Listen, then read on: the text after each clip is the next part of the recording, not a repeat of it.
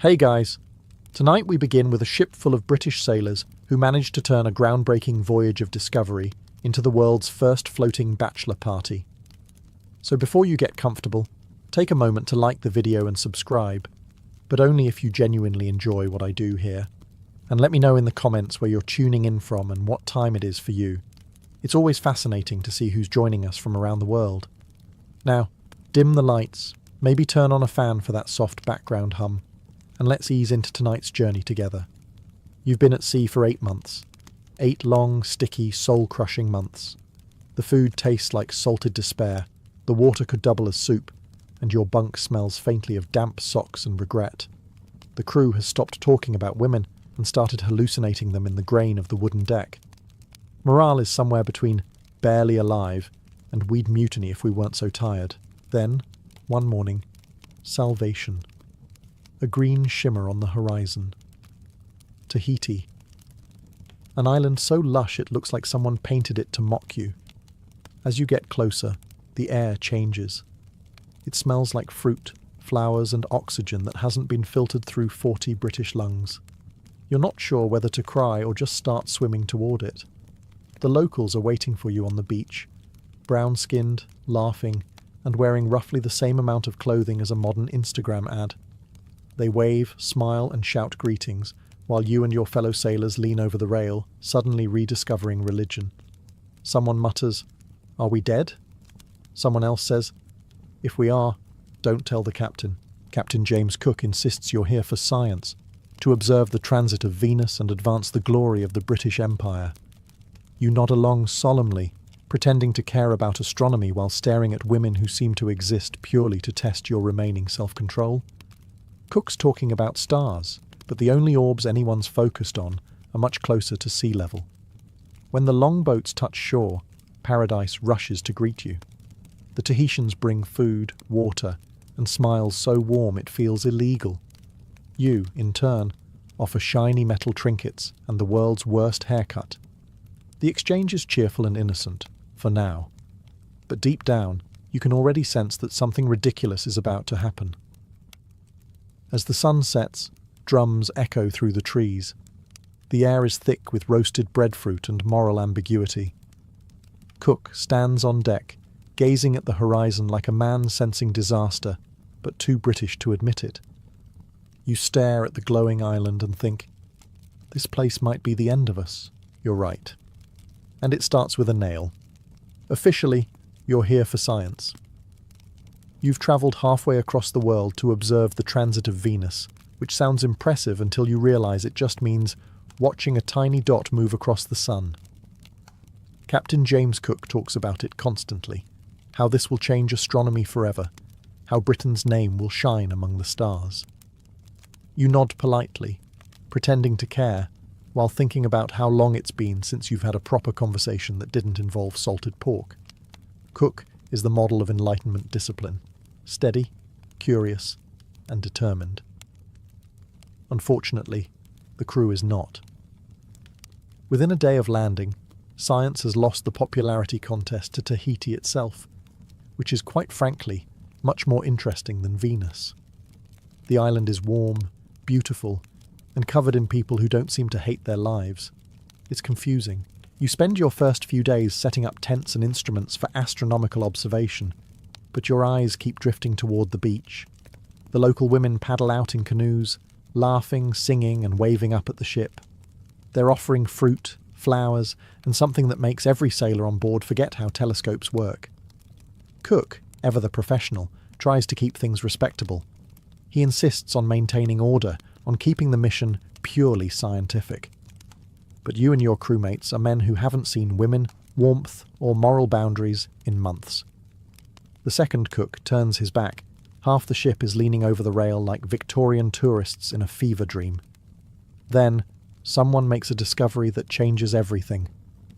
The Tahitians love iron, not jewels, not gold, iron. To them, it's a treasure, a metal they can't make themselves. To you, it's a handful of nails and a moral dilemma you'll ignore immediately. Cook wants you to focus on the stars. But you've already found something much more fascinating. You're no longer studying Venus, you're bartering with it. And somewhere in the back of your mind, you know that when Paradise starts trading with a ship full of lonely men, science doesn't stand a chance. You step off the ship expecting formality, a cautious exchange of gifts, maybe some polite bowing, and a few anthropological observations. Instead, you're greeted by laughter, music, and the unmistakable realization that the people of Tahiti are living far better than anyone on your floating wooden coffin. They swarm around you with open arms and even more open smiles. The women wear flowers in their hair and about 3 square inches of fabric, which immediately destroys whatever moral backbone you had left. The men are friendly too, offering coconuts, roasted fish, and introductions you barely hear because you're too busy staring at the scenery. You attempt diplomacy, but it quickly devolves into confused hand gestures and nervous grinning. Someone offers a metal button, which earns a delighted squeal and a kiss on the cheek. Suddenly, every sailor realizes they've been sitting on a gold mine of British junk. Buttons, spoons, belt buckles. It all becomes currency in this new tropical economy of affection. But then, one of the women spots something else. A carpenter's iron nail glinting in the sun. Her eyes widen. She touches it gently, fascinated. To her, it's magic. Stronger than stone, sharper than bone, and more valuable than anything on the island. She points at it, smiles, and offers companionship. The sailor hesitates for roughly 3 seconds before making the trade. 1 nail for 1 night. History's least stable transaction. Word spreads faster than a venereal disease, which, incidentally, is now a growing concern. Within hours, nails vanish from storage, toolboxes, and eventually, the hull of the ship itself. You'd think someone would stop this. Perhaps a captain, or at least a man with basic survival instincts. But no. By sunset, the entire crew is conducting a roaring business in iron-based romance. It's capitalism meets chaos, and you're a proud participant. From the beach, the Tahitians laugh and dance beneath the torchlight, perfectly content. From the ship, you hear Cook's voice echoing across the water. Where in God's name are all my nails going? And somewhere between paradise and poor decision-making, you realize this expedition just stopped being about Venus. It's about anatomy now. It starts with one sailor, probably the kind who thinks reading is witchcraft. He hands over a small iron nail, maybe 2 inches long, to a smiling Tahitian woman. In return, she offers fruit, a flower garland, and then something that makes the rest of the crew's brains collectively shut down. No one records exactly what happens next, but the result is clear. Within minutes, iron has become the island's new gold standard. You stand nearby, pretending to be shocked, but mostly calculating how many nails you can borrow before the ship collapses. The crew catches on quickly. By sunset, the first official nail-based economy in the Pacific is thriving. The exchange rate? 2 nails for conversation, 3 for a kiss, and anything more requires tools from the carpenter's chest. Of course, Captain Cook is furious. He's a man of science, reason, and reinforced wood. Watching his crew dismantle the ship one flirtation at a time drives him mad. You can practically see him aging by the minute, standing on the deck, clutching his logbook like it's a Bible. He orders inspections, counts supplies, and reminds everyone that the HMS Endeavour is a vessel of exploration, not a floating brothel. But try explaining that to men who haven't touched a woman since the Prime Meridian. You might as well ask them to trade back. Every nail pulled from the hull is another small victory for lust and another step toward maritime disaster. Meanwhile, the Tahitians are thrilled. Iron tools change everything. Their knives get sharper, their fishing gear stronger, their houses sturdier. They think the British are the most generous visitors ever. They have no idea the generosity comes from a place of catastrophic stupidity. By the end of the week, you can hear the ship groaning in the night, quite literally. Each creak sounds like judgment. Cook starts pacing, muttering about discipline and moral decay, while you and the others pretend to fix the rigging with the remaining 2 nails left in existence. You came to study the heavens, but somehow you've bartered away the sky for flesh and folly. Congratulations, you've invented the world's first romantic supply chain issue. By now, the situation has spiraled into something between a carnival and an economic experiment gone horribly right. What began as a single trade has turned into a full-scale marketplace of questionable morals and even more questionable craftsmanship. You wake up one morning to find the beach crowded. Canoes line the shore, each carrying Tahitian women eager to negotiate, laugh, and, most importantly, shop. They arrive with flowers and fruit, ready to do business. The British sailors, once proud representatives of His Majesty's scientific curiosity, now look like desperate blacksmiths in a tropical bazaar. Nails, chisels, bits of iron, even the ship's hinges are suddenly trade goods. You stroll through this unholy flea market like a man visiting his own moral collapse. The crew haggles loudly, offering handfuls of iron for what the official report will later call favours of a personal nature. Every time someone pries another nail from the hull, the ship gets weaker, and the crew gets stronger in spirit, if not in ethics. Cook tries to impose order, of course. He posts guards, locks the supply stores, and threatens to flog anyone caught stealing nails. But you can't stop an economy built on hormones. Within hours, the guards are confiscating evidence for personal use. Cook writes another entry in his journal. The men are falling into moral ruin, which is the 18th century way of saying, my ship is literally disintegrating. Meanwhile, the Tahitians are thriving. They're building tools, carving ornaments, and cheerfully gossiping about the British, who seem determined to trade away everything except the captain's wig. They think it's all part of the exchange. Generosity for generosity. You, of course, know better. You're not witnessing cultural sharing. You're watching the slow-motion cannibalization of the Endeavour. By nightfall, the ship creaks like it's trying to warn you. The masts sway, the planks groan, and somewhere below deck, a rat probably wonders if it's time to abandon ship. But you're too busy bartering away civilization to care. You arrived in Tahiti to observe the stars. Now you're running an iron-based love economy, the first of its kind, and hopefully the last. By the end of the week, Captain James Cook looks like a man who's aged a decade and lost a ship, which, to be fair, he's halfway to doing. He paces the deck in silence, trying to pretend his crew hasn't turned a scientific expedition into the world's least discreet dating service. You can almost see the headache radiating off his skull like heat from a forge. Cook, ever the Enlightenment man, believes in reason. The crew, however, believes in opportunity. Specifically, the opportunity to trade anything that isn't nailed down. Unfortunately, that last part has become literal. Every day, another handful of nails disappears, and every night, another sailor returns to the ship looking both smug and slightly guilty. You try to look busy. You rearrange ropes, polish cannons, and occasionally squint at the sky to give the illusion of astronomy. But Cook isn't fooled. He knows. The logs are missing nails, the tools are gone, and the ship itself sounds like it's sighing in defeat. One afternoon, he calls everyone to the deck. His tone is calm, the kind of calm that precedes biblical wrath. "Gentlemen," he begins, "you will refrain from further barter of His Majesty's property for personal indulgence." He says it like a priest, performing last rites over the concept of common sense. You all nod obediently, you even salute, and within 20 minutes, someone's prying up a floorboard. Cook posts guards at the tool chests. The guards immediately discover they too have needs. Within hours, the captain's new security measures have joined the island economy. Cook's journal entries grow more desperate. "The men are slipping into depravity," he writes, which is putting it mildly.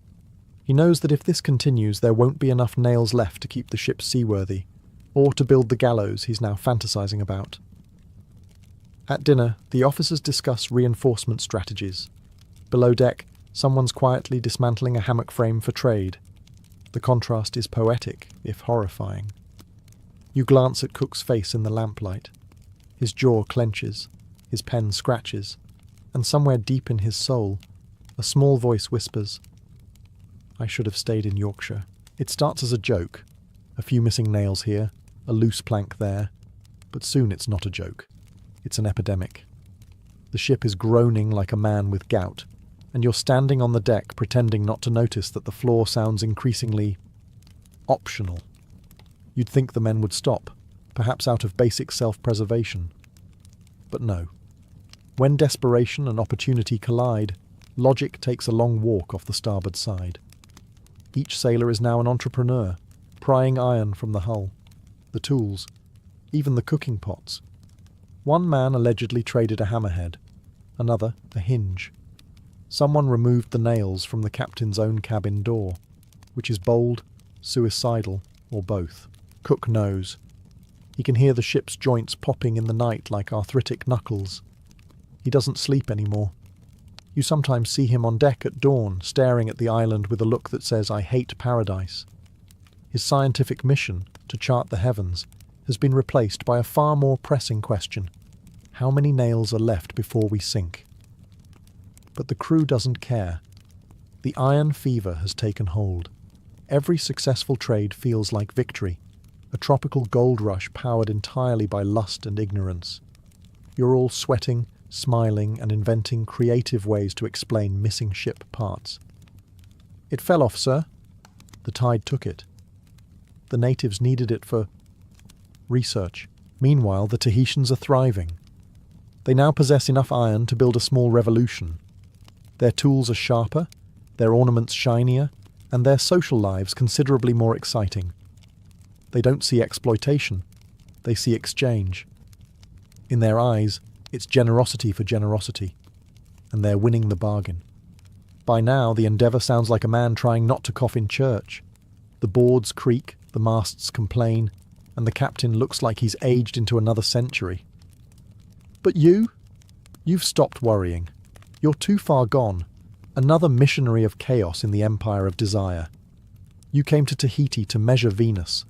Instead, you've created a black market in hardware and hormones. The Royal Society would be proud. From the Tahitian point of view, you and your crew are entertaining. Strange, pale creatures wrapped in too much cloth, terrified of the sun, and inexplicably obsessed with small pieces of metal. You build everything out of wood. You pray before eating, and you keep shouting about something called God, a being who, judging by your behaviour, is clearly not supervising you closely. The Tahitians are generous by nature. They share food, laughter, and affection without shame or pretense. Their society is built on giving, a concept that confuses you almost as much as hygiene confuses them. When they offer fruit or company, they expect gratitude. You, of course, respond with nails. They don't understand why you value iron so little. To them, it's treasure, durable, useful, divine. You treat it like pocket change.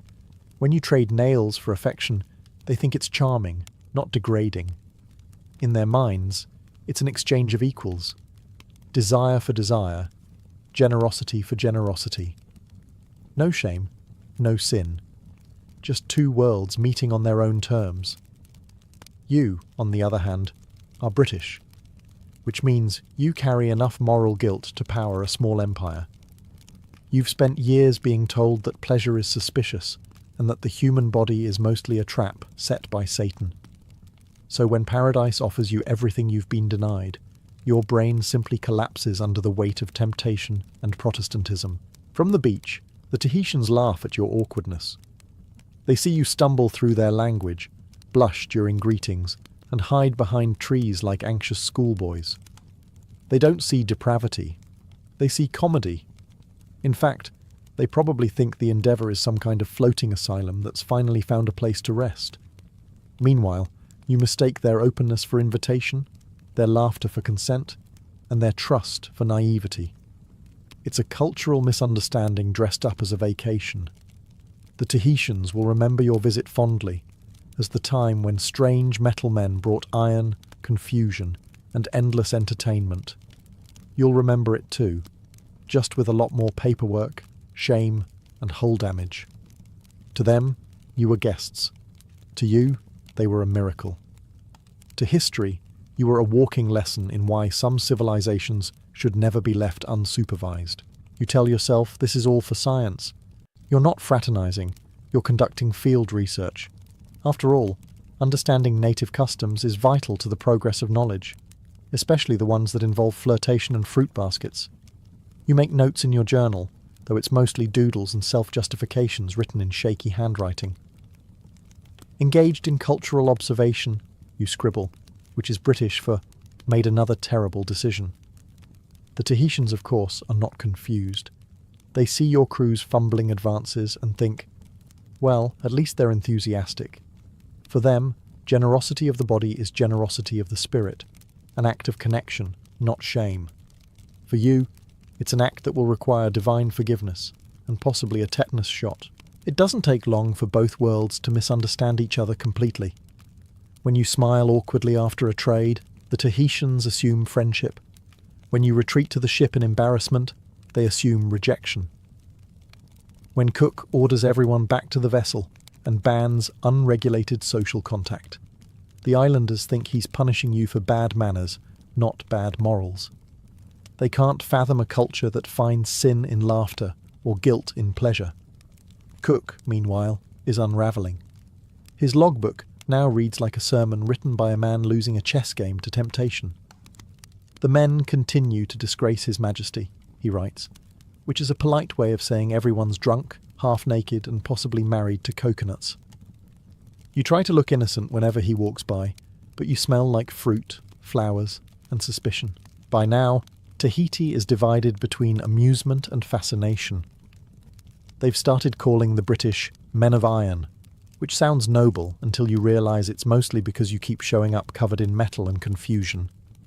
Children follow you around, giggling every time you speak. Women wave from the shore like merchants greeting their best customers. The cultures don't blend, they collide. One side believes in freedom, the other in restraint, and somewhere in between lies a rapidly disintegrating ship. You came to observe celestial alignment, but what you've really witnessed is the cosmic comedy of two civilizations discovering just how incompatible they truly are.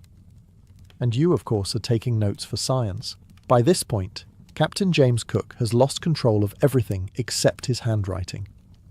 The ship is falling apart, the men are half feral, and his so-called scientific mission has devolved into the 18th century equivalent of a spring break documentary. You can practically see the steam rising from his powdered wig.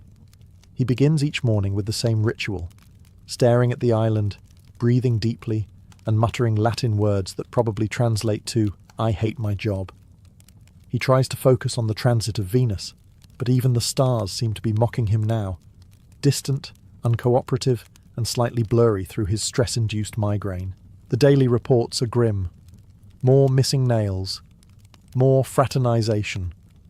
Someone even traded a compass bracket yesterday, which means navigation now depends entirely on good vibes and the direction of smoke from the beach fires.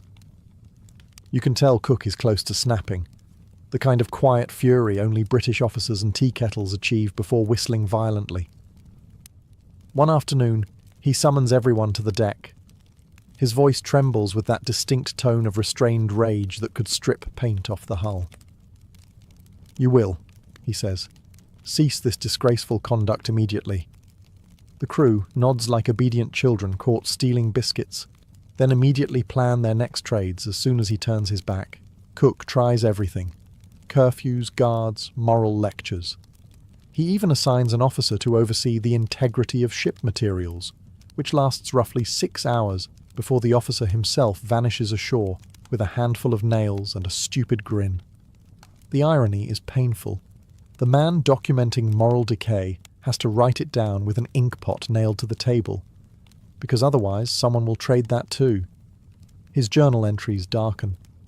"The crew degenerates into the basest behaviour," he writes.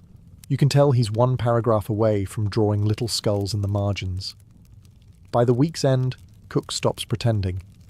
He's no longer an explorer or scientist. He's a desperate man guarding the last 20 nails holding his ship and sanity together. You glance at him during dinner, pale, silent, and visibly calculating whether marooning everyone would be easier than explaining this to the Admiralty. He's right. It probably would be. You know things have gone wrong when even the ship starts talking back. Every groan of timber, every shudder of the hull feels personal now, like the Endeavour herself is judging you. At night, when the trade winds moan through the rigging, it doesn't sound like the sea anymore. It sounds like the ship sighing, "You absolute idiots!" Cook is on edge. He walks the deck at dawn, running his hands along the railings like a man inspecting a patient on life support. The planks creak beneath his boots, not metaphorically but mechanically. Too many nails are gone. Too many beams are structurally optimistic. He orders repairs, but with what?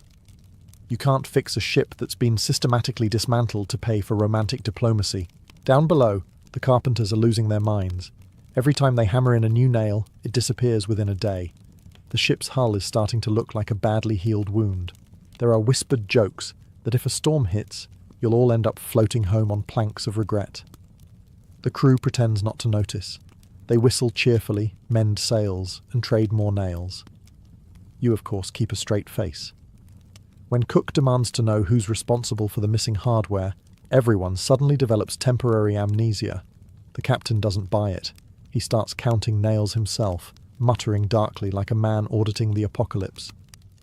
One evening, a gust of wind hits the ship hard, and a loud crack echoes from below deck. The crew freezes. Cook's face drains of colour. You can practically see the thought bubble above his head. We've bartered away our structural integrity. For a terrifying moment, it feels like the Endeavour might simply give up and become two smaller ships. Somehow, she holds together. Barely. Cook orders everyone to stop trading immediately, which works for approximately half an hour. You're British sailors in paradise. Obedience was never your strong suit. So the creaking continues. The ship groans, the captain seethes, and you can't shake the feeling that she's alive, and quietly plotting to sink herself out of sheer embarrassment. The moral of the story? Don't exchange essential ship parts for fleeting joy. The Pacific is deep, and Karma has excellent hearing. Eventually, even Cook realizes that diplomacy through bartering anatomy for iron can't last forever. He slams the ledger shut, declares an official end to all trading, and announces that any man caught exchanging His Majesty's property for personal satisfaction will face immediate punishment. You've heard that one before. It always sounds serious, right until someone remembers how warm the island is and how cold the brig is. Still, the atmosphere changes. The feasts stop. The laughter fades from the beach. The Tahitians don't understand what's wrong. They've welcomed you, fed you, entertained you, and suddenly you've all gone sullen and suspicious. From their perspective, you're the ones behaving strangely. From Cook's, you've been behaving strangely since landfall. The ban hits the crew like a hangover. One day you're living in tropical bliss. The next, you're rationing water and pretending to care about astronomy again. The evenings grow quiet. The drums stop. The canoes no longer circle the ship. For the first time in weeks, you can hear the ocean again. And it's not comforting. It sounds like guilt. The crew tries to distract itself. Some men polish cannons that haven't been fired. Others count supplies they didn't steal. You stare at the horizon and wonder if the stars you came to study are still laughing. Cook walks the deck at night, grim and silent, his face illuminated by the lantern glow of disappointment. He wanted enlightenment. He got whatever this is, anthropology with a body count. The Tahitians, meanwhile, are hurt but pragmatic. They understand scarcity, even emotional scarcity. They keep their distance, still smiling, but the warmth is gone. When they do trade, it's for coconuts, not companionship. The paradise you broke has quietly returned to normal. You're the ones who can't. At supper, the ship creaks again, reminding you that the moral cost wasn't the only one. You eat salted pork, chew in silence, and wonder if paradise ever forgives, or if it simply waits for the next fool to anchor offshore. You came seeking the heavens. Instead, you learned what happens when humanity meets temptation and forgets to bring enough nails home. The day finally comes when Cook announces it's time to leave. No fanfare, No ceremony. Just a grim note in the logbook, and a reminder that there are still, miraculously, a few nails left holding the ship together. You pack your things, pretend you're not heartbroken, and try not to make eye contact with the island that made you forget your duties, your morals, and your ship's warranty. The Tahitians gather along the beach to see you off. They wave and smile, not with anger, but with the calm acceptance of people who've seen travellers come and go, always promising to return, never meaning it. Some bring gifts, fruit, shells, flowers. You have nothing left to give them except awkward gestures and the vague hope that history won't record any of this too specifically. Cook stands at the bow, silent. His jaw is tight, his knuckles white on the railing.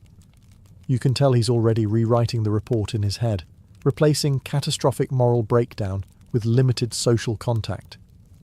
He wants to leave quickly, before the island's laughter follows him home. As the longboats push off, the water glimmers around the oars. The island grows smaller, but its colours stay burned into your mind.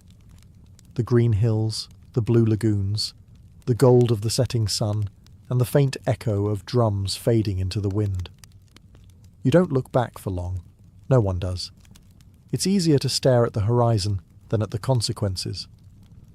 Back on deck, the Endeavour feels different, hollow, almost embarrassed. Every plank creaks like it remembers what you did. The sails snap in the wind, impatient, as if the ship itself is desperate to leave before she falls apart or files a complaint. Cook orders full sail. No one argues. As Tahiti vanishes behind you, you realise paradise doesn't punish. It just forgets you. You'll tell yourself you were explorers, men of science, seekers of truth. But deep down, you know what history will call you. The crew who traded the heavens for a handful of nails and a very brief vacation from civilization. The open sea has never looked so dull. After weeks of Tahitian sunlight, the Pacific feels grey, endless, and mildly judgmental.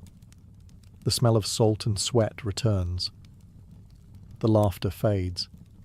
And for the first time in months you remember that the real world doesn't smell like fruit.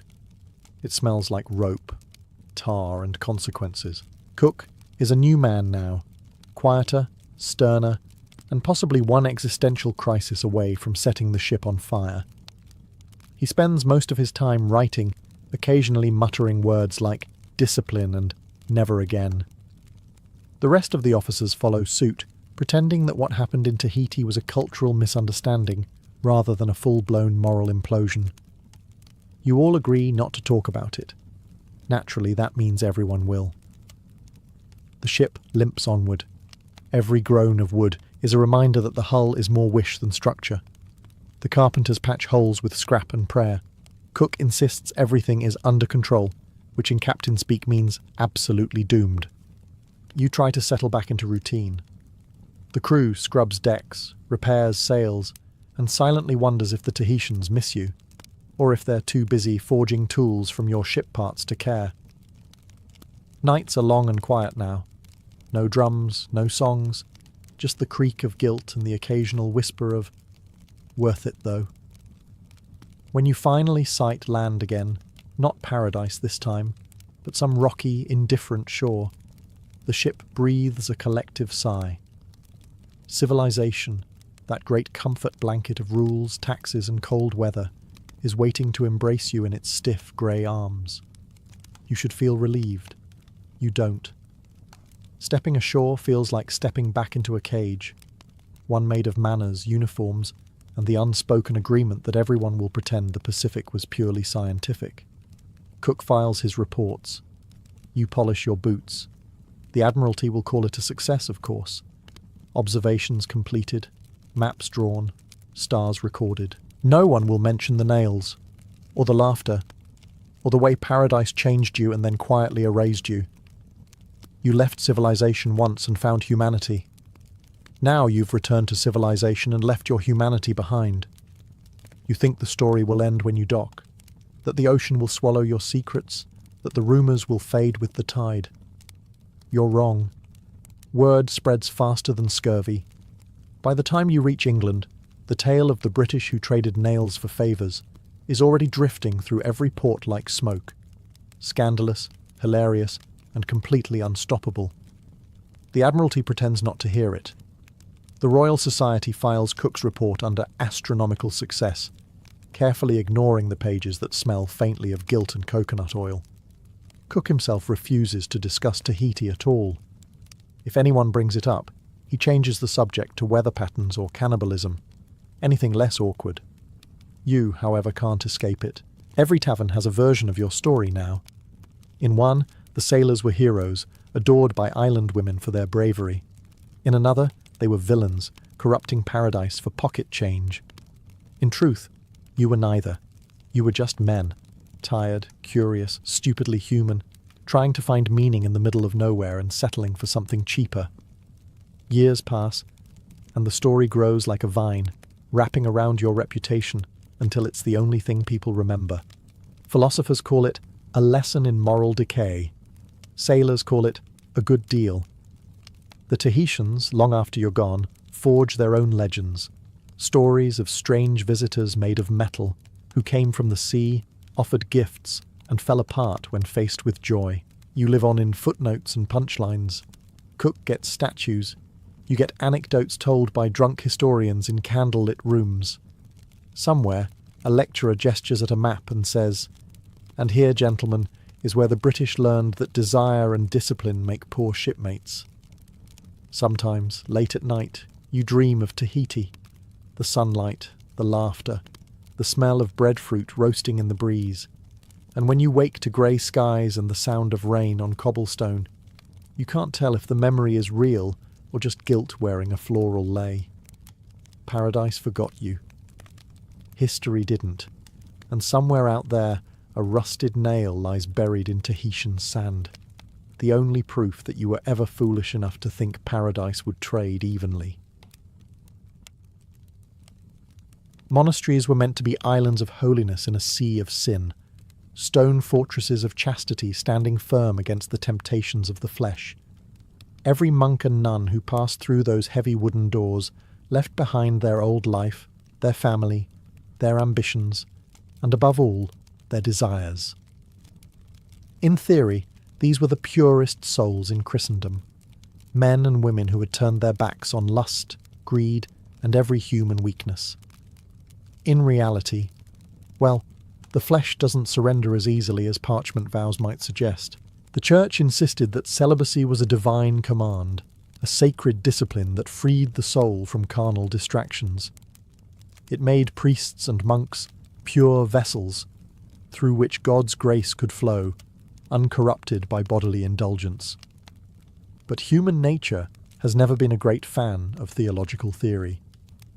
Behind cloister walls, where men and women spent decades in close quarters, often isolated, sleep-deprived and half-starved, the battle between holiness and hormones was constant. Even the strictest orders, like the Cistercians and Carthusians, couldn't completely silence the murmur of temptation. Medieval manuscripts tell stories of monks confessing to impure dreams, of nuns flagellating themselves for thoughts unworthy of Christ's brides. Chroniclers, with a mix of pity and fascination, recorded these slips with careful wording, always implying that yes, even the most devout could fall. One monk admitted to seeing the Virgin Mary in every woman he encountered. A nun confessed that her heart raced more for the visiting confessor than for her saviour. To keep lust at bay, monasteries designed elaborate systems of control, strict silence, separate sleeping quarters, punishing schedules, and endless fasting. But paradoxically, the more the Church obsessed over purity, the more sin it seemed to find. Preachers thundered against the devil's temptations, yet the devil seemed to live quite comfortably in the cloisters. Visitors to monasteries sometimes joked that the walls were less to keep the world out than to keep scandal in. Behind those serene gardens and candle-lit chapels, passion often whispered in the dark, a forbidden warmth in a cold, pious world. The vow of celibacy was meant to elevate the spirit, but for many, it became a daily test of what it truly meant to be human. You might imagine monks spending their days serenely copying manuscripts, chanting psalms, and gardening under the gentle sun. But in reality, monasteries were social ecosystems, cramped, emotional, and filled with very human friction. The devil, it seems, didn't need to knock. He was already renting a cell. Temptation came in many forms.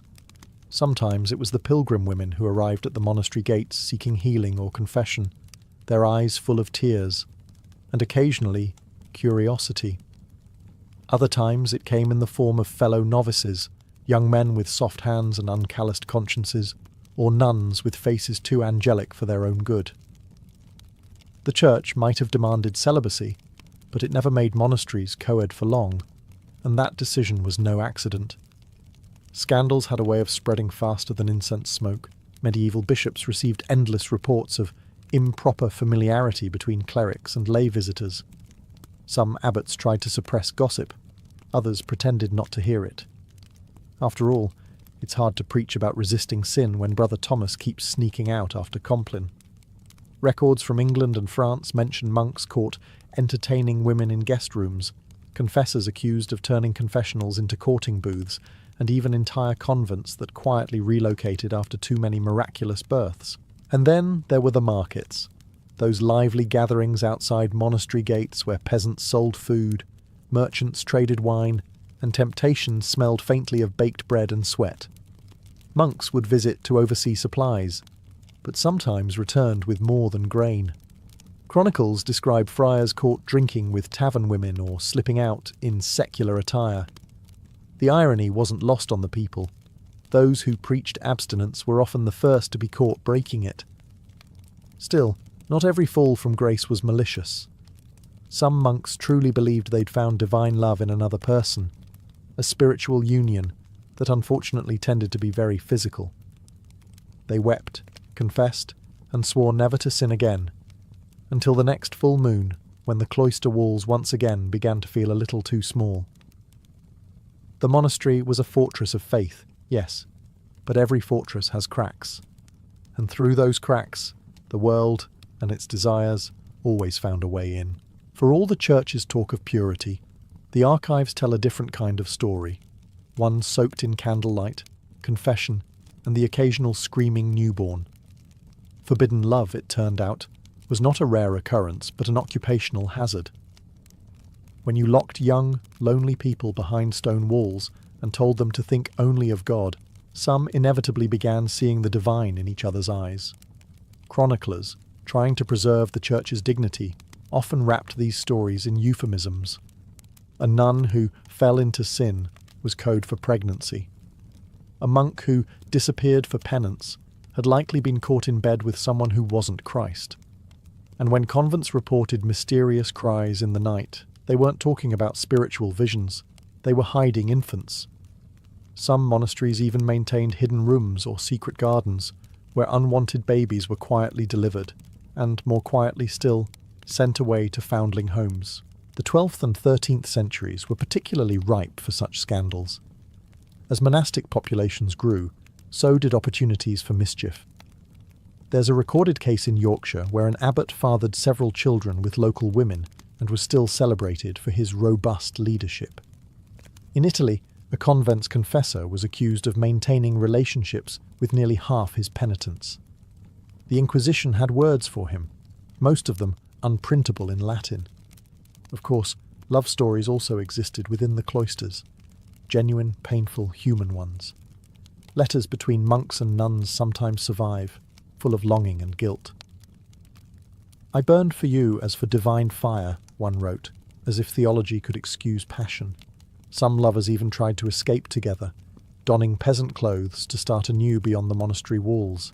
Most were caught, dragged back and humiliated. The church believed sin must be purged through shame. But shame only deepened the secrecy. Ironically, these forbidden affairs only made the monasteries more intriguing to outsiders. Rumours spread through villages. The Holy Sisters of St. Clare grow round with child every winter, or the monks of St. Bernard have more heirs than nobles. The holier the institution claimed to be, the juicier the gossip became. Behind the facade of sacred celibacy, there beat very mortal hearts. Hearts that, despite every vow, still craved warmth, touch, and the dangerous comfort of love in the dark. By the high Middle Ages, the Church had grown tired of pretending that lust was just an occasional clerical hiccup. It was now an open war, an invisible, exhausting, and rather hypocritical war. Popes thundered against the sins of the flesh, while many of their own clerks maintained housekeepers, who suspiciously also bore their children. But hypocrisy is cheaper than honesty, and it fits neatly into a sermon. Canon law became a weapon. Councils met, pens scratched, and soon every priest, monk, and nun in Europe faced a mountain of prohibitions. The Lateran Council of 1139 officially banned priests from marrying, a bold move, considering how many already had wives. The policy was justified as spiritual purification, but it also had a convenient side effect. It kept church property from being passed down to clerical heirs. Celibacy, it turned out, wasn't just about holiness. It was about real estate. Punishments grew harsher. Monks caught in sin could be whipped, imprisoned, or sent to remote priories where temptation was unlikely, meaning cold, damp cells far from anything resembling a woman. Nuns found guilty of lust were sometimes sealed inside their convents for life, a practice called immuration. It sounds poetic until you realise it meant literally being bricked into a small room with a prayer slot. The Church called it repentance. Everyone else called it horrifying. Confession manuals from the 13th century read like grim romance novels. They list sins so specific that you can almost picture the scenes. Laying hands in affection, sharing bedding for warmth, thoughts of carnal delight during prayer. Each came with a penance, fasting, flogging, or endless repetition of psalms that probably didn't help much. But even with the Church's relentless policing, desire didn't die. It simply went underground. Passion became spiritualized, cloaked in metaphors of divine love. A monk might write of burning for God, while his eyes lingered a bit too long on the visiting nun. The holiest poetry often sounded suspiciously like a love letter. The war on desire was meant to purify the clergy, yet it only revealed how human they were.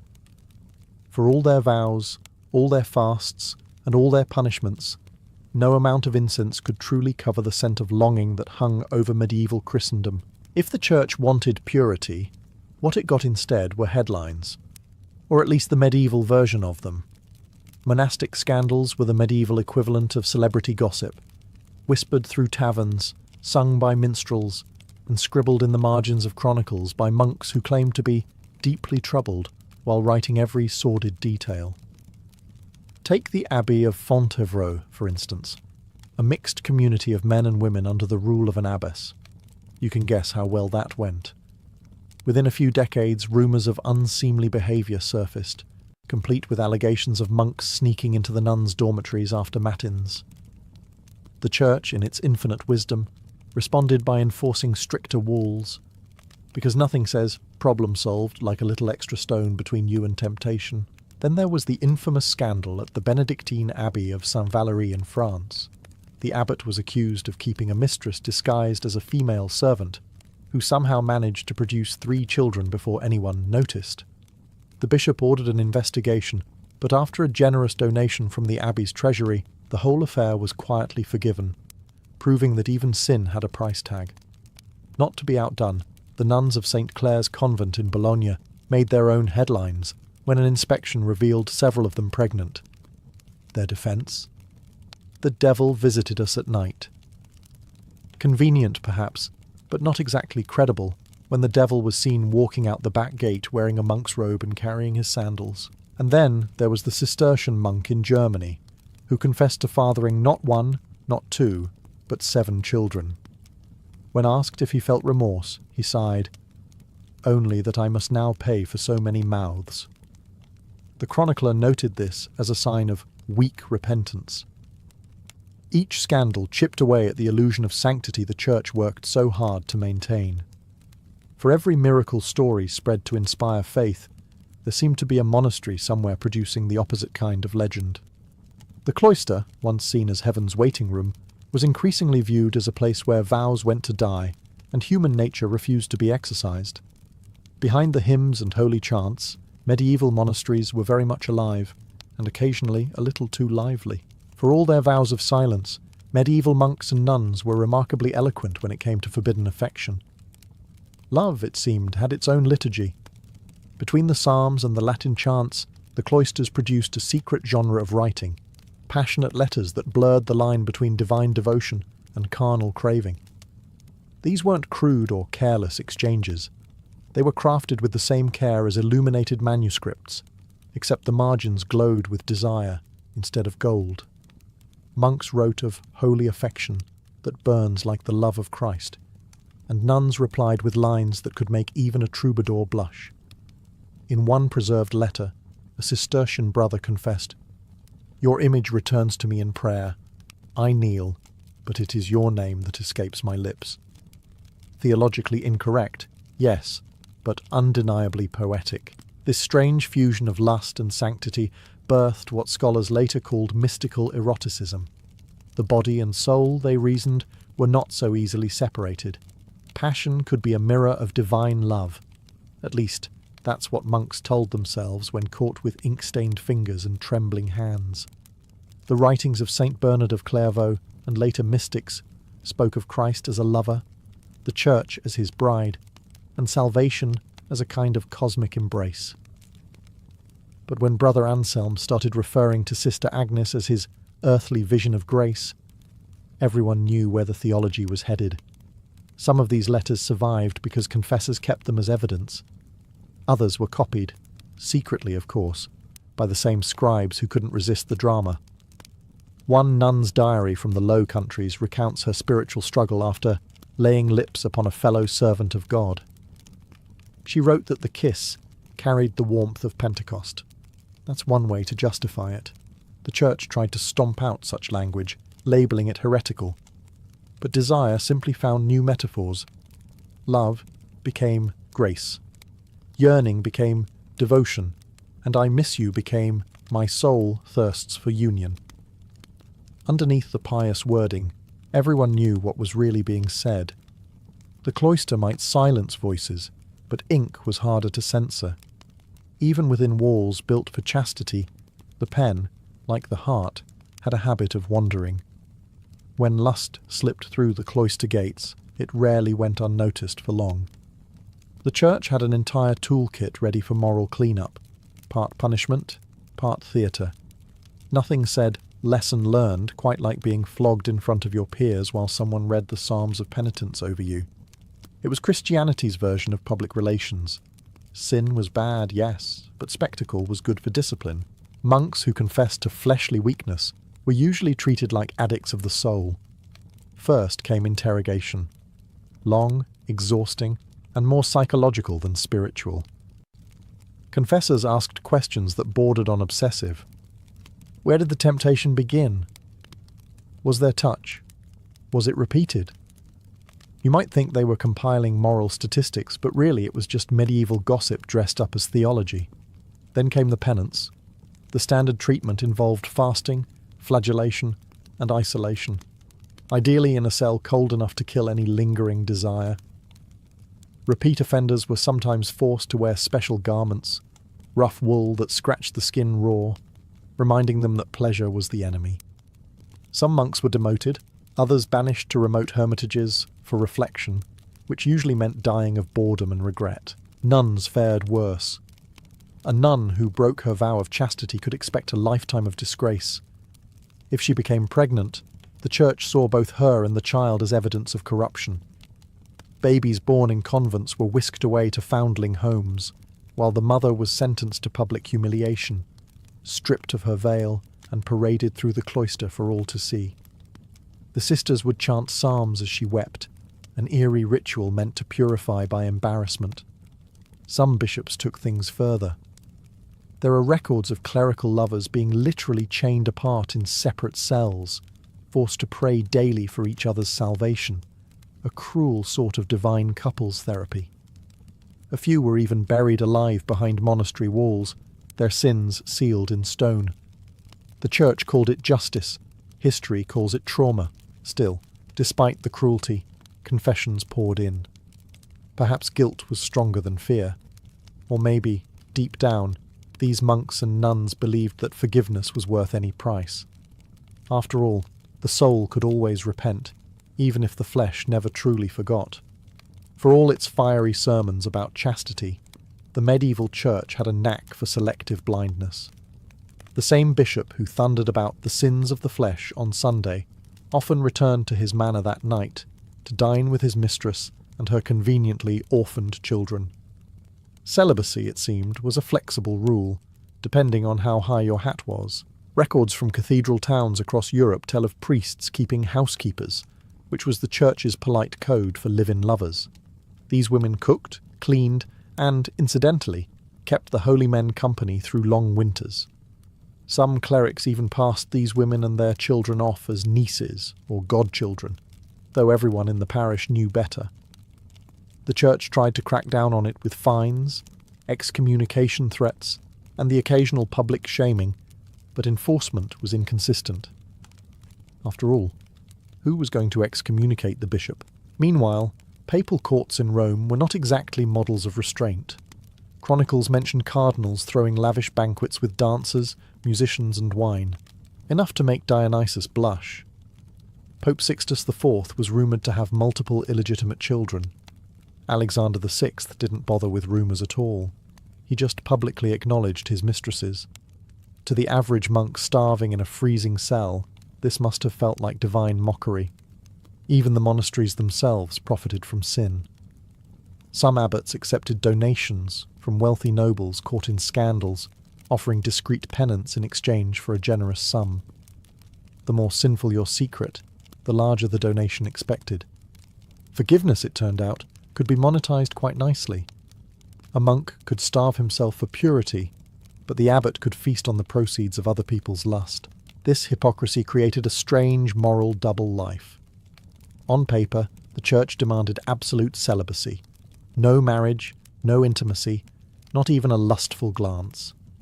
But in practice, everyone from parish priests to cardinals had found creative loopholes.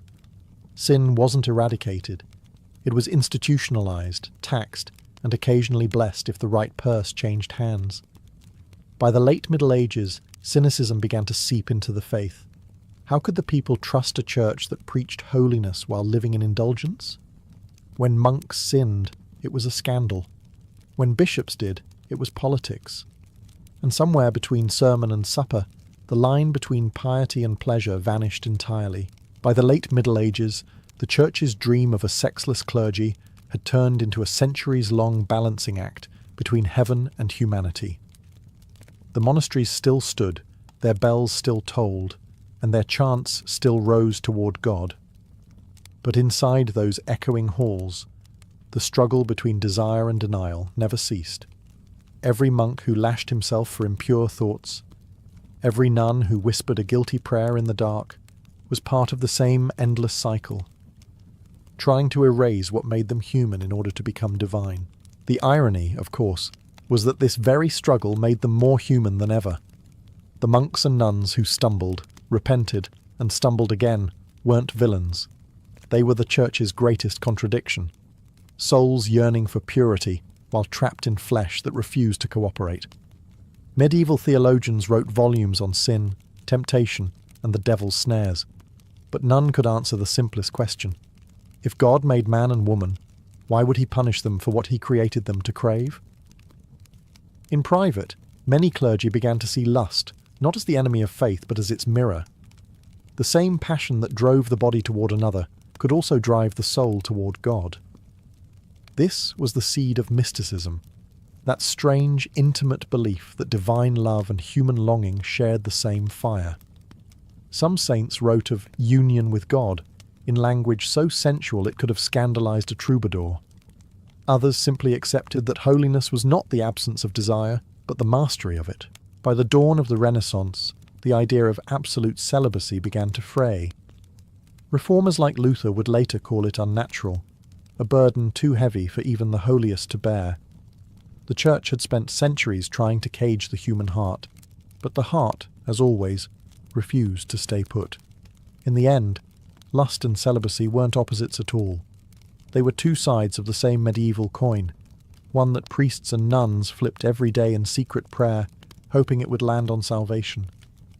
But sometimes, as history so often shows, even the holiest hand can't stop trembling when it touches the flame.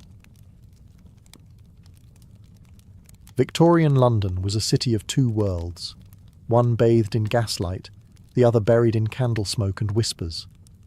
By day, it dazzled with industry and empire. Carriages rattled down Pall Mall, chimney stacks puffed over the Thames, and gentlemen in top hats debated progress and morality over tea. But when the gas lamps dimmed and the fog rolled in from the river, another London awoke, one not found on any respectable map. This was the London of secret societies and forbidden clubs, where aristocrats, poets, occultists, and politicians sought pleasure, power, or enlightenment beyond the reach of polite society. Behind locked doors in Mayfair, or candlelit basements in Soho, rules were suspended and reputations left at the door. Members wore masks, used code names, and swore oaths that would have made their priests faint. Here, every sin was a ritual, and every ritual was a rebellion. Some societies were born from boredom, the kind only the elite could afford. The age of industrial triumph had made them rich but restless. A night of brandy and billiards was no longer enough. They craved something darker, something that felt like touching the forbidden. So they invented clubs where anything could happen, and often did. Men who preached morality by day toasted to decadence by night. Scholars quoted Latin hymns between pagan chants. Politicians who railed against sin commissioned Egyptian altars for their drawing rooms. London's police knew of these gatherings, of course, but discretion was part of the game. When half the House of Lords belonged to your membership list, it was wise not to ask too many questions. Still, rumours spread, of masked orgies in mansions, of séances that ended in hysteria, of young debutantes vanishing after attending philosophical dinners. The line between society and sorcery blurred under the haze of laudanum and candlelight. The Victorians prided themselves on restraint, yet their obsession with morality bred an equal and opposite hunger for transgression. The secret societies of London were the city's confession booth, a place to sin freely and whisper about it later in the language of mystery.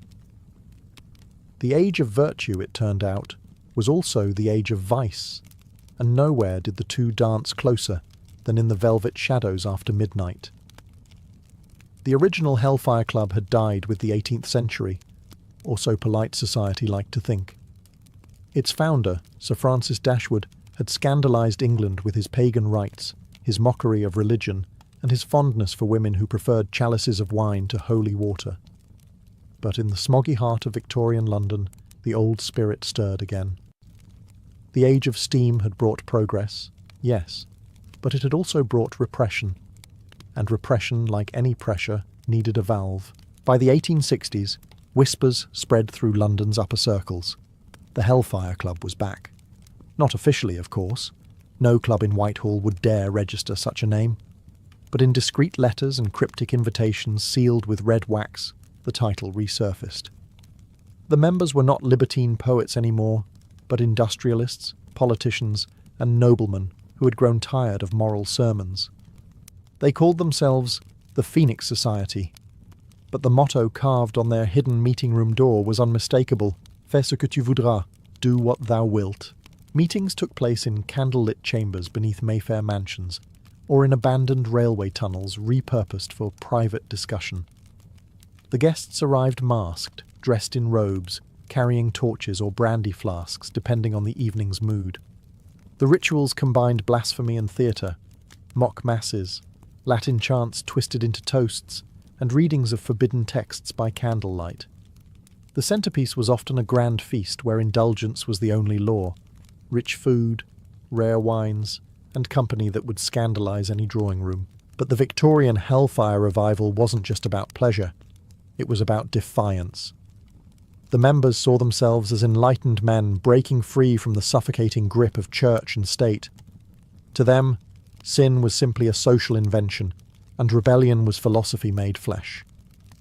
Of course, some took the idea further. There were reports of séances conducted mid-banquet, of symbolic sacrifices, and of noblemen swearing loyalty not to God but to the principle of liberty, often represented by a black goat or a winged statue of Lucifer. London's papers never dared name them, but the rumours were irresistible. In a city obsessed with propriety, nothing was more thrilling than the thought that behind every moral reformer's facade might lurk a member of the new Hellfire Club, polishing his halo by day, lighting candles to darker gods by night. If the Hellfire men worshipped indulgence, the Hermetic Brotherhood of Luxor pursued illumination, though the difference was often more aesthetic than moral. Founded in the 1870s, the Brotherhood presented itself as a learned order devoted to the study of ancient wisdom, spiritual ascension, and the hidden forces of the universe. In practice, it was part university, part séance circle, and part metaphysical masquerade for those too clever to join a church, yet too restless to live without mystery. The Brotherhood drew its name from Luxor, the Egyptian city of the dead, a suitably theatrical choice for a society obsessed with resurrection, reincarnation, and secret power. Members believed that ancient Egypt had once possessed divine truths lost to the modern world, and that through ritual, meditation, and a healthy dose of exotic incense, those truths could be recovered. Their temples were draped in black velvet and gold sigils. Their rituals mixed hieroglyphic symbolism with Christian hymns and fragments of alchemy. Its founders, a curious mix of magicians, scholars, and con artists, claimed contact with ascended masters, invisible spirits who whispered cosmic knowledge through dreams.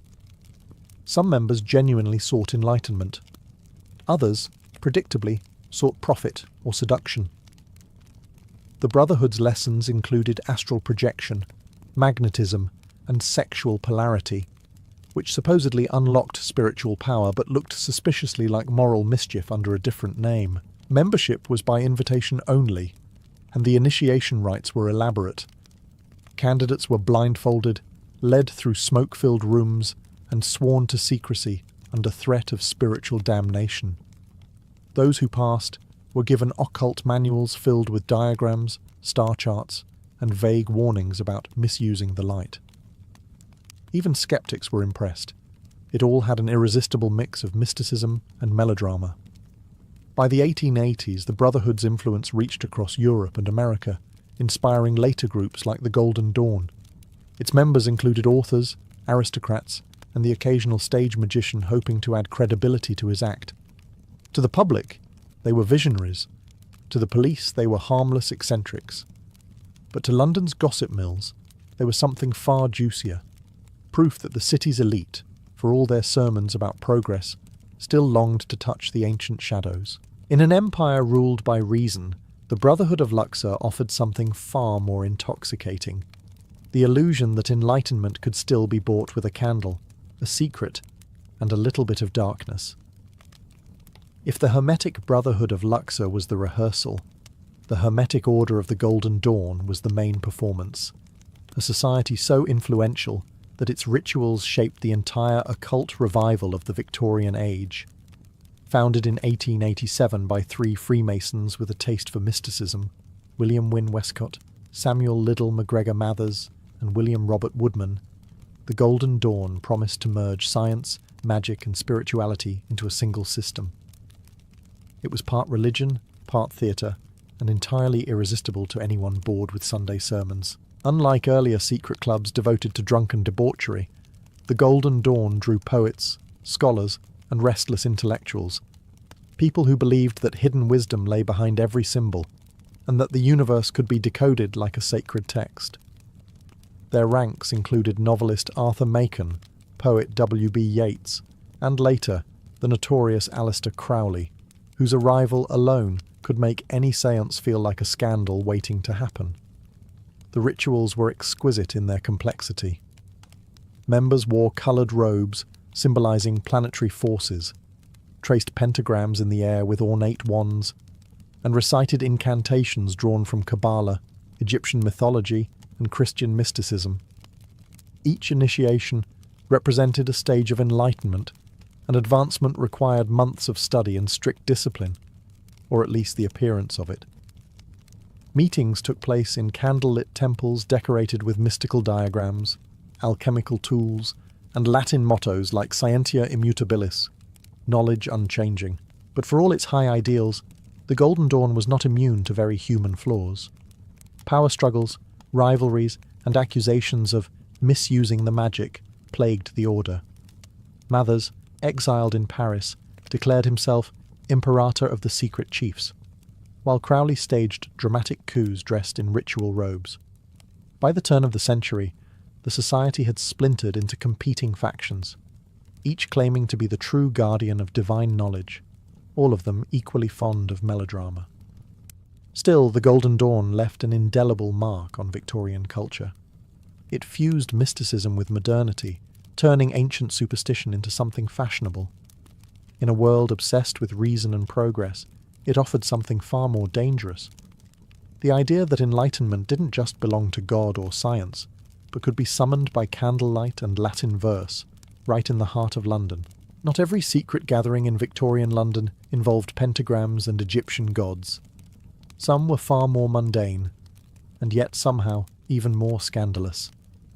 The gentlemen's clubs that dotted Pall Mall and St. James's were temples of exclusivity, where deals were whispered, alliances forged, and reputations destroyed over a glass of port and a cigar. Officially, these were bastions of refinement and intellect. Unofficially, they were dens of gossip, politics, and indulgence, thinly disguised as social fellowship. The Reform Club, the Athenaeum, and the Travellers were the respectable face of this world: marble staircases, mahogany reading rooms, and the illusion of moral superiority. But beneath the polished etiquette, there existed another layer: the shadow clubs, where propriety stopped at the door. Some catered to forbidden pleasures, others to political plotting, and a few to pastimes that blurred the line between eccentricity and sin. Take the Savile Club, beloved by artists and writers who delighted in mixing brilliance with bad behaviour, or the Cyprian's Club, rumoured to host the city's most discreet courtesans under the guise of musical evenings. The real thrill was always the same: being able to sin without consequence, shielded by wealth, status, and silence. Members prided themselves on never speaking of what they saw, a code enforced not by morality, but by mutual guilt. It wasn't just about vice. Power was the real currency. A word dropped over brandy at the Carlton, or a handshake at the Garrick could shape government policy, ruin a rival, or make a fortune overnight. The Victorian gentleman understood that real influence thrived not in Parliament, but in smoke-filled rooms where no minutes were kept and no reporters were allowed. Of course, the hypocrisy was delicious. These same men voted for purity laws, censored books, and lectured the public on virtue. Then they'd stroll back to their clubs for evenings of gambling, absinthe, and informal company. The working class had pubs. The aristocracy had respectability, and both served the same purpose. In a city obsessed with appearances, the gentlemen's clubs were mirrors of the empire itself, grand, exclusive, and endlessly corruptible.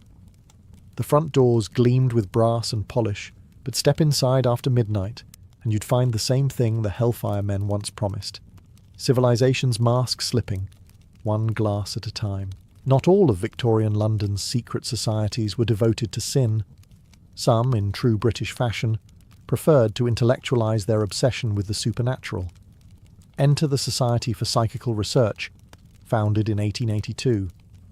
A respectable organization dedicated to studying ghosts, telepathy, seances, and spiritual phenomena with scientific precision.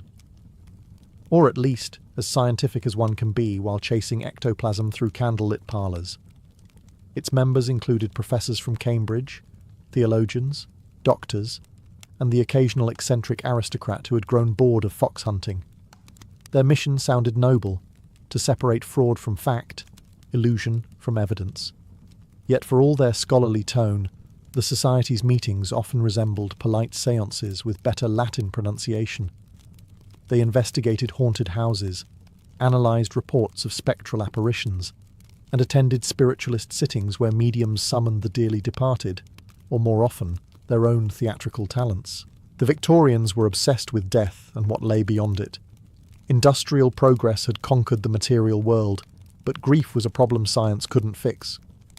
Every home seemed to hide a portrait draped in black or a lock of hair sealed in glass. The society offered comfort disguised as curiosity. If ghosts could be proven real, then perhaps no one truly died. Their experiments were thorough, sometimes absurdly so. Investigators weighed mediums before and after trances to detect the mass of spirit materialization. They devised codes to communicate with ghosts, tested telepathy using playing cards, and sent letters to themselves in sealed envelopes to be opened only upon successful clairvoyant prediction. Spoiler: most envelopes stayed sealed. Still, not everyone dismissed their work. Some findings, like accounts of near-death experiences or unexplained coincidences, hinted at mysteries science couldn't easily explain. Even skeptics were drawn to the excitement. The great scientist William Crookes attended seances, convinced that spiritual forces might simply be undiscovered laws of physics. Of course, the line between researcher and believer was perilously thin. Many society members who began as skeptics ended up true converts after personal encounters. And when exposed frauds occasionally embarrassed them, the faithful simply shrugged. After all, every religion has its false prophets. In the end, the Society for Psychical Research reflected its age perfectly.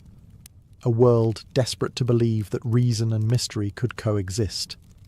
That one might still reach heaven, not through prayer or sin, but through meticulous note-taking and candlelight. By the 1890s, London's fascination with the occult had gone from whispered curiosity to a full-blown underground movement, and no figure embodied that transformation more completely than Aleister Crowley. To some, he was a mystic and a poet. To others, he was the devil in silk slippers. Either way, he made sure everyone was talking about him. Crowley was a Golden Dawn initiate gone rogue, the black sheep of Victorian mysticism. Brilliant, arrogant, and utterly unrestrained, he treated magic as both science and spectacle. Where others saw symbols, he saw opportunities for scandal. He mixed Kabbalah with mountain climbing, yoga with ritual sex, and Christianity with blasphemy, creating his own philosophy, Thelema. Its core commandment, do what thou wilt, was practically a Victorian middle finger to everything the age held sacred. Crowley's London became a web of hidden flats and secret chambers, some filled with incense and esoteric texts, others with drugs, exotic lovers, and curious disciples. He attracted poets, actors, aristocrats, and thrill-seekers who craved rebellion disguised as revelation. His rituals blended ancient Egyptian invocations with sensual theatre. Candles burned beside bowls of opium, participants chanted while painted with sigils, and somewhere between ecstasy and exhaustion, they claimed to touch the divine. The press loved him, or rather, loved to hate him. Tabloids dubbed him the wickedest man in the world, a title he wore with pride. Every scandal, from his supposed human sacrifices, never proven, to his open affairs, only increased his fame. Crowley once remarked that if the Victorians were truly moral, they wouldn't spend so much time reading about immorality. He wasn't wrong, yet beneath the scandal lay something profound. Crowley represented the exhaustion of an age that had built its soul on repression. While the church thundered about sin and science preached logic, Crowley and his followers sought meaning in extremes, in the very experiences society forbade. By the time the century turned, the occult underground was thriving, a strange cocktail of philosophy, performance, and defiance. Secret presses printed magical manuals, seances evolved into art, and London's spiritual rebels prepared to carry their torch into the new century. In a society obsessed with control, Crowley's chaos felt like liberation, proof that, for all its gaslight and manners, the Victorian age still couldn't exercise its wild, unholy heart. While men in velvet robes performed invocations and debated metaphysics by candlelight, Victorian women were quietly building secret circles of their own, and theirs were far more dangerous to the social order. Forbidden from universities, politics, and even property, women found in mysticism a backdoor to power. Beneath corsets and courtesy lay a hunger for control over something, even if that something was invisible. By the 1880s, women had infiltrated nearly every major occult society. The Golden Dawn, despite its Masonic roots, admitted them as equals, a revolutionary act for the era. There, women didn't just attend rituals, they led them. Florence Farr, an actress and magician, directed initiations with regal authority. Moina Mathers, wife of the order's founder, became its high priestess, performing Egyptian rites in elaborate robes that scandalized her peers. To polite society, they were eccentrics. To their followers, they were living conduits of divine power. For many Victorian women, the occult wasn't rebellion for rebellion's sake. It was the only language available for ambition. Spiritualism offered them public voices as mediums, lecturers, and authors. Figures like Madame Blavatsky and Annie Besant transformed séances into platforms for philosophy and politics. In candlelit parlours, these women spoke with spirits, and by doing so, learned to speak for themselves. Of course, not all circles were so empowering. Some societies treated women as vessels for male enlightenment, poetic phrasing for exploitation. The so-called Temple of Venus promised spiritual purification through magnetic union, which translated neatly to the usual Victorian hypocrisy. Divine lust in the name of purity. Still, even these distorted movements showed a shift. Desire was no longer something whispered about in shame, but explored as a force of creation and freedom. The church condemned these women as heretics. The press mocked them as hysterics. Yet behind the laughter was fear. The sight of a woman in control of candles, symbols, and men's attention threatened every pillar of the Victorian world. By the century's end, the ladies of the veil had changed the face of mysticism. They turned séances into stages, ritual into protest, and secrecy into survival. Beneath the lace and incense, they weren't just conjuring spirits. They were summoning a new kind of woman, one who refused to stay silent, even when society tried to bury her beneath virtue. As the 19th century limped toward its end, so too did the golden age of secrecy. The veil of Victorian mystery was beginning to tear, tugged apart by scandal, exposure, and a modern world that refused to keep its mouth shut. Newspapers, once deferential to the aristocracy, had discovered that secret societies sold better than sermons.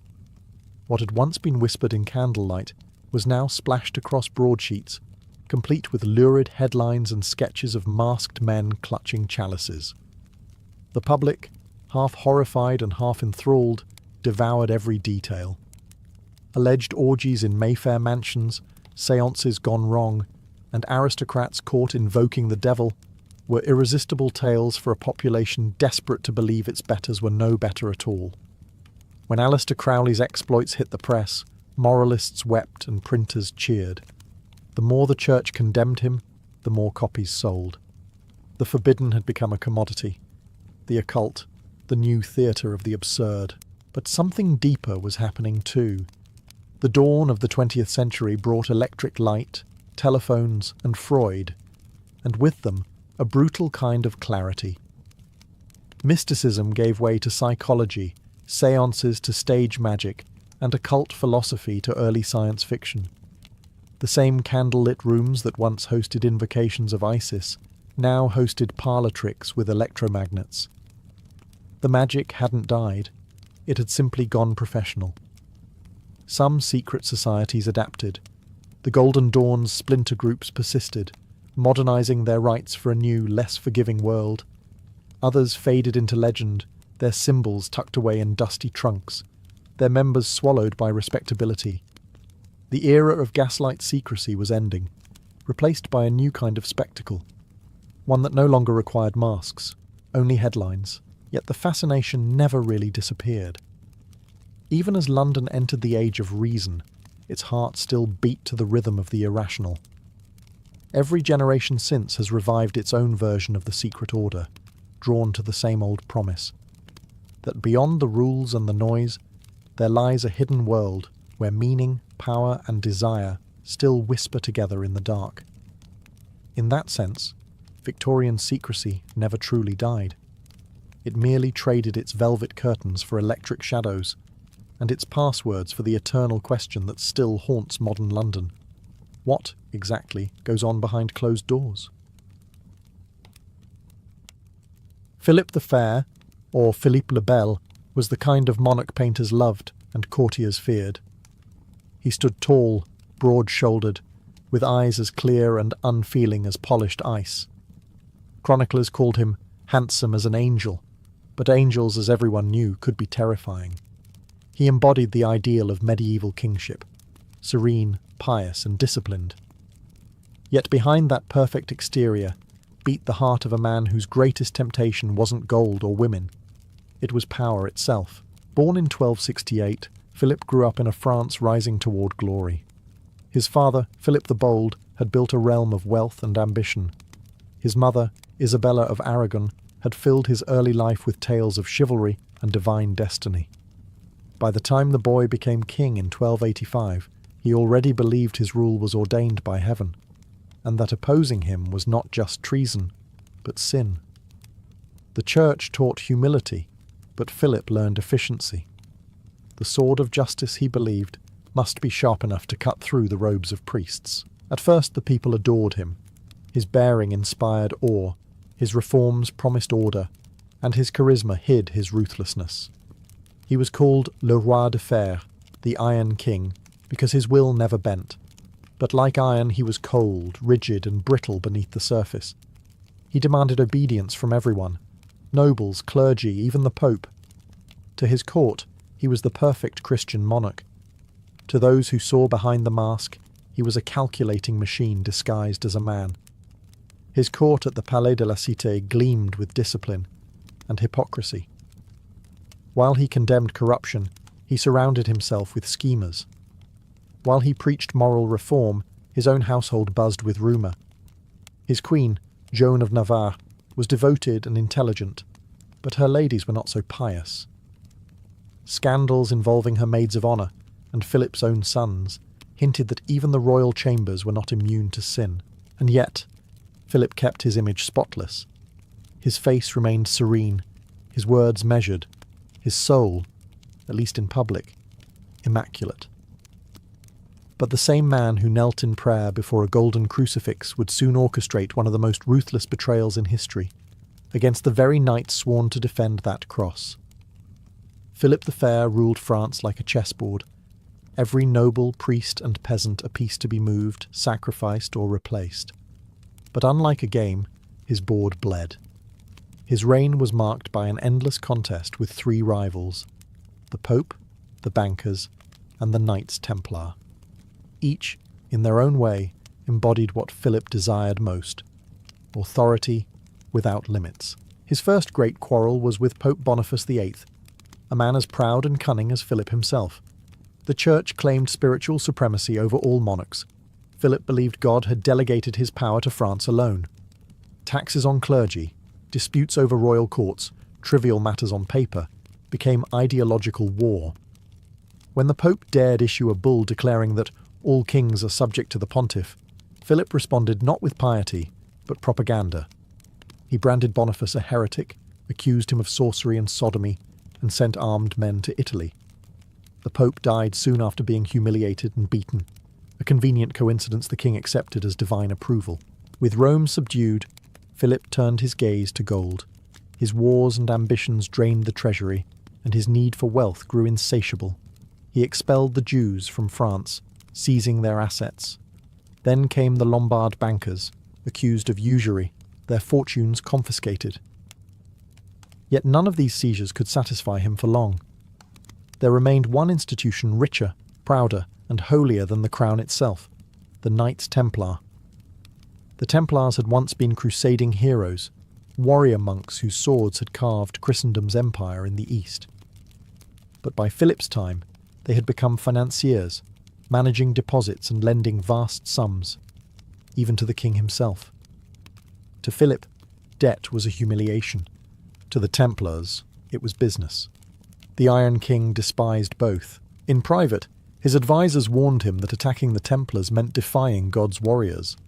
But Philip saw only opportunity. If he could destroy them, their lands, treasure, and influence would all fall into his hands.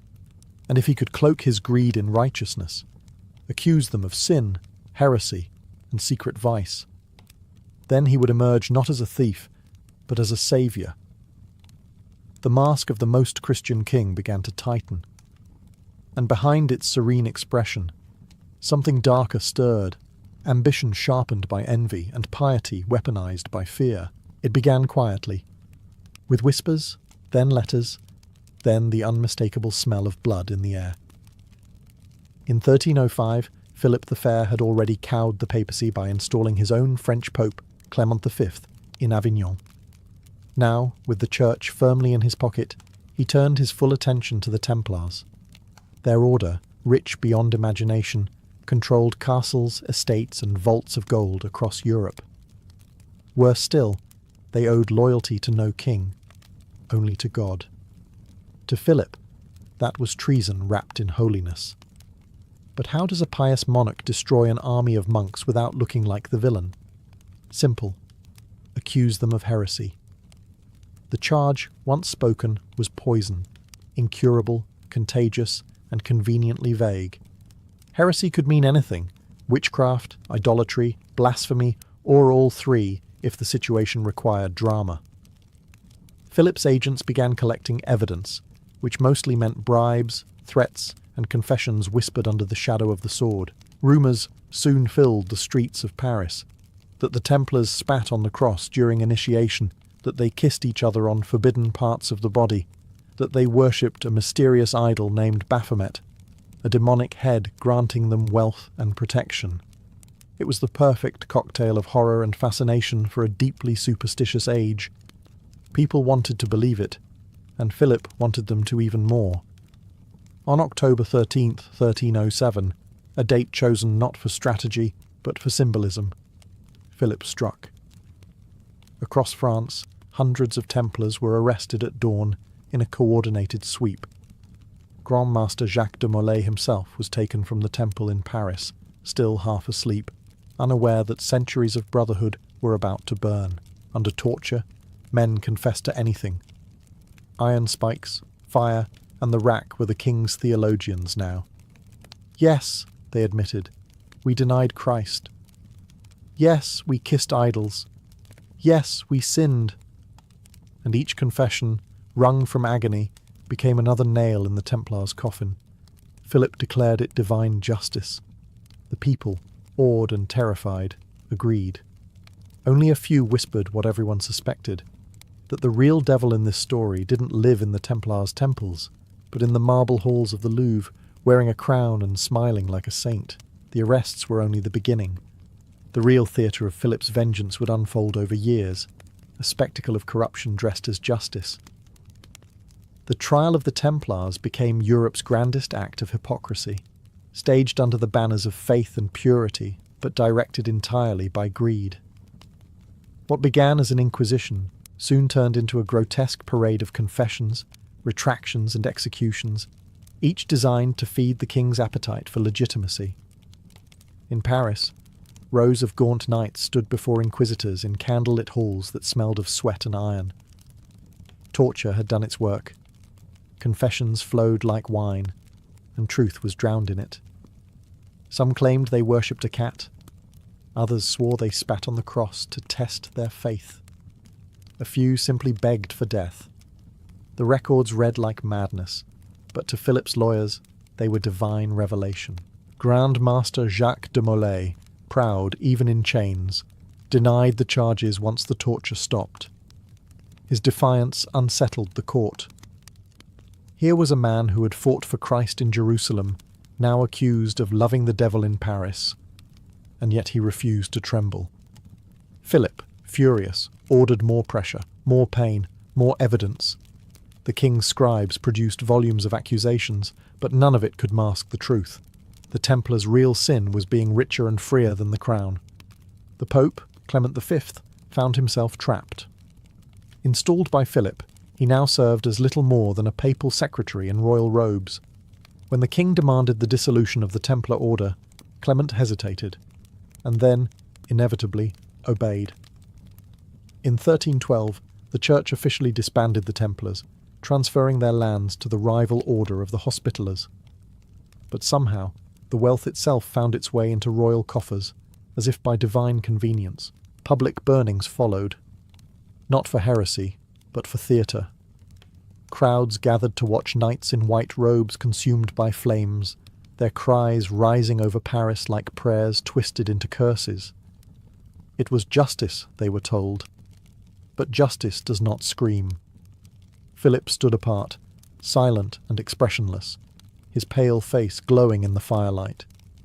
To the people, he was the avenger of Christ. To those who looked closer, he was something else entirely, a man who had found heaven's language useful for speaking hell's desires. Philip the Fair ruled his kingdom like a confessor, stern, immaculate, and merciless.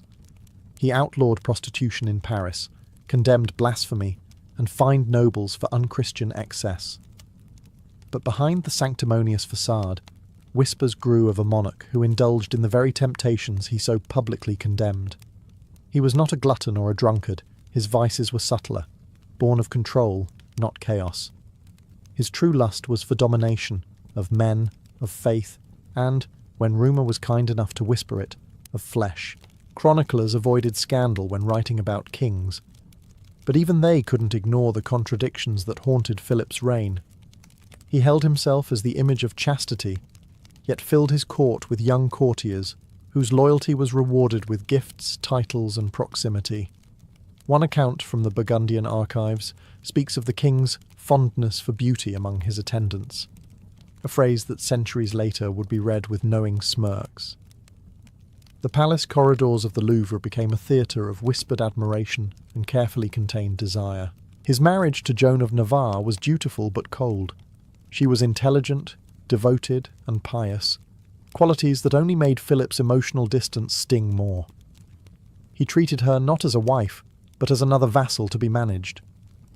Yet her ladies-in-waiting became the focus of many rumours. Courtiers told tales of candle-lit suppers, of confessions that lingered too long, of the king's hand brushing too near forbidden silks. Whether these were truths or slanders, no one dared say. In Philip's France, gossip could be a death sentence. Even the scandal involving his son's wives, the infamous Tour de Nesle affair, cast a shadow back toward the king himself. While Philip ordered the imprisonment of his daughters-in-law for adultery, many saw in his fury not moral outrage, but projection. His obsession with purity was almost pathological, as if punishing others could cleanse the guilt he would never admit. Perhaps the greatest irony was that the man who executed the Templars for secret vices was himself consumed by invisible ones. His was not the lust of the body, but of the soul, the craving to bend all virtue, beauty, and belief to his own will.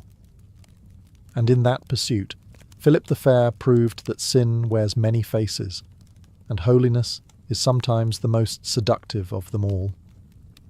In March 1314, the chill wind that swept across the Ile de la Cité carried with it the smell of burning flesh and divine irony.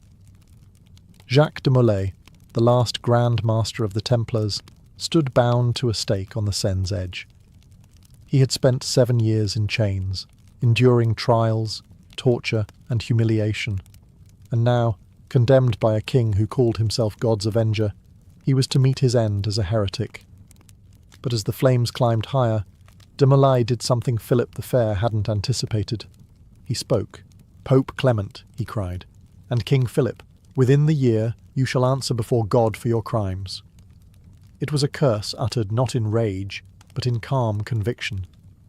Witnesses later claimed that the old knight stared directly into the sunset, as if addressing heaven itself.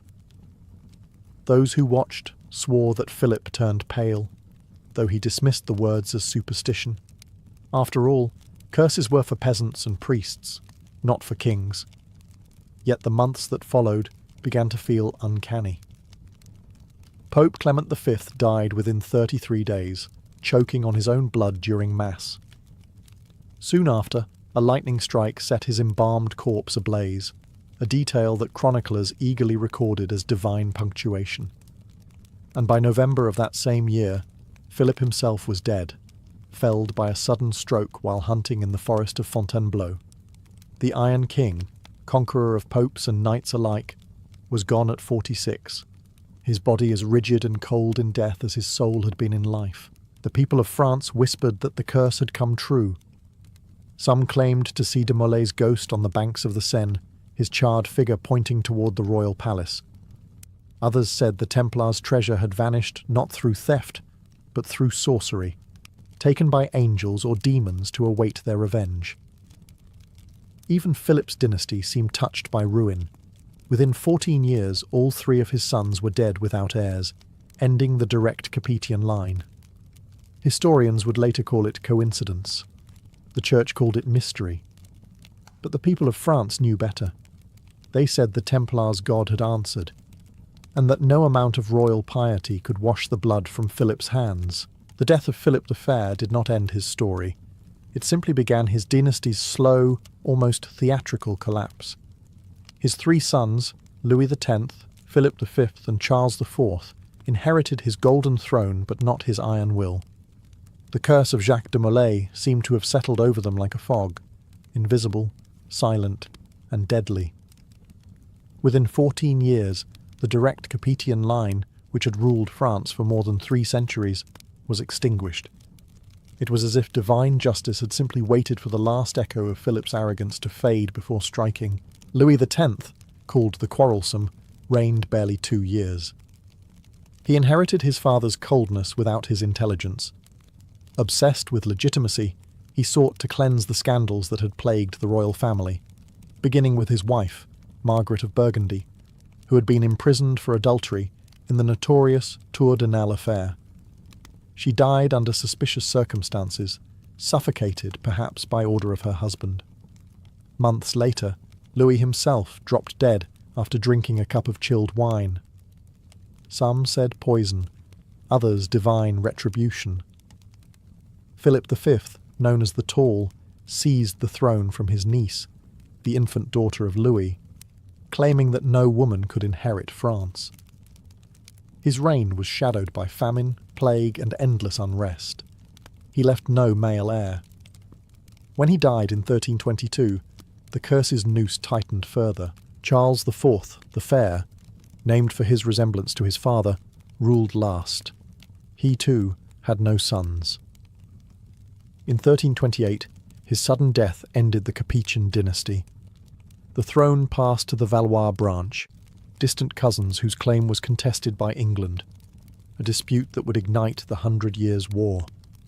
Chroniclers whispered that each king had been haunted by the same dream, an old knight in burning robes, staring silently through the flames.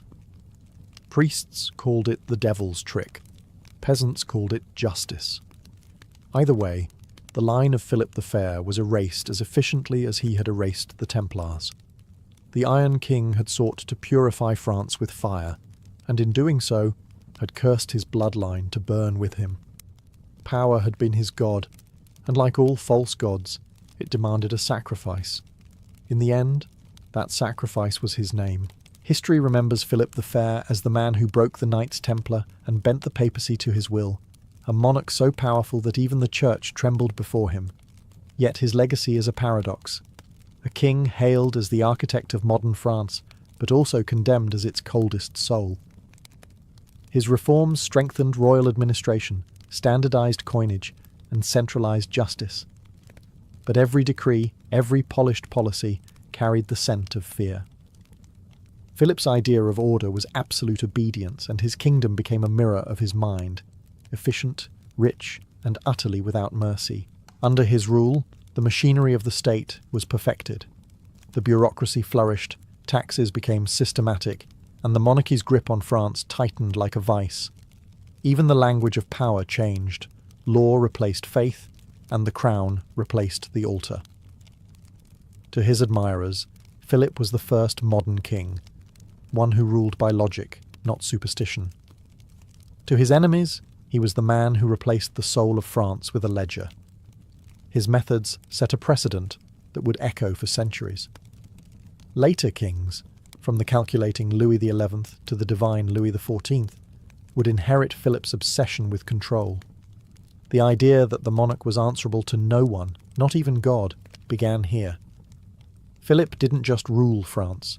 He redesigned it in his image, beautiful, disciplined, and cruel. Yet beneath the veneer of reason lay rot.